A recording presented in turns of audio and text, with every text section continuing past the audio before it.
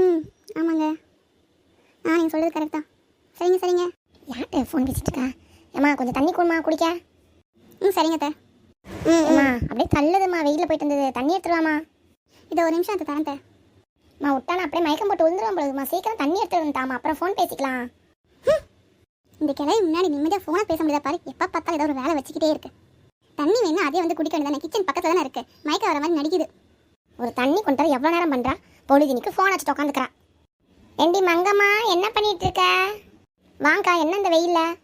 வாடி கொஞ்ச நேரம் விளாட்லாம், போர் அடிக்குது வீட்டில், எவ்வளோ நேரம் தான் அந்த நாடகத்தையே திருப்பி திருப்பி பார்த்துட்டு இருக்கிறது. சரிக்கா வாக்க, பின்னாடி போய் விளாட்லாம். இங்கே வீட்டில் வேணாம், மருமக திட்டுவா. ஏன்னா தாயம் போட்டேன்டி.